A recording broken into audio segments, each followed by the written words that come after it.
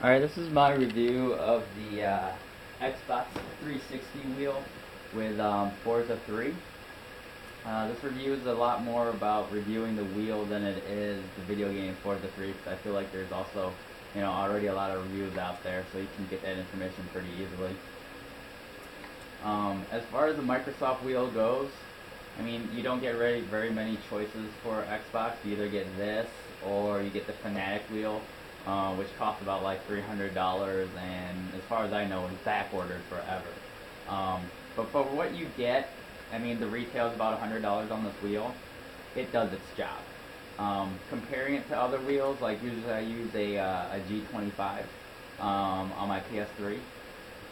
Comparing it to that, this thing just basically feels like a toy. I mean, it's made of very cheap plastics. There's no aluminum or metals on this thing. It's all plastic. There's no leather wrapped wheel. This is actually rubber grip, but it actually does feel pretty good. The actual force feedback of the wheel, it's actually pretty weak. It doesn't really fight you too much, if you go off-road. It does do a little shaking, but the strength of it isn't very strong at all. But the vibrations, for some reason, on the wheel, like if you go over rumble strips and things, is that actually feels pretty good. It's stronger than the force feedback portion of it. Being as it is, I mean, the wheel controls the car pretty well. You can get some pretty good inputs in on it. I wouldn't feel like at a disadvantage if I was playing someone with a controller versus me playing them with a wheel. I feel like the wheel actually does, give you an advantage, because you still can control the little inputs, like very fine inputs of the car with this wheel. I mean, it does work well.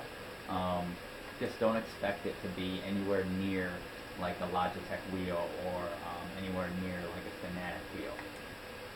That being said, the main downfall I feel about this is the pedals.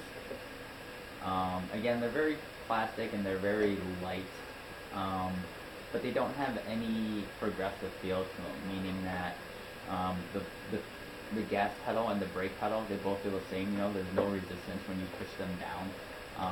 For anyone else coming from a different wheel, you might find that a little bit annoying, as I did, just because it's hard to modulate giving it partial throttle, or hard to modulate giving it partial braking, just because any little bit of pressure, the pedal just goes all the way to the bottom. So you kind of have to get a little bit used to that part of it. The wheel also does not come with a shifter. If you're looking at the shifter down here in this video, that is from my G25, and I left it hooked up to my rig. But it does come with paddle shift buttons on the side, and they do rotate with the wheel, so that's a good advantage. They're made of plastic. They don't really have a positive feel to them, and as far as like how they click or anything. I mean, they're there, but they work really well. Everything about this wheel works. It'll get you by. Certainly, it adds a whole lot to playing Forza 3. I definitely would not play it with a controller, knowing that this option was available for relatively cheap cost. But it's not going to blow your mind, but it definitely does do everything well. I would recommend it for playing with Forza 3.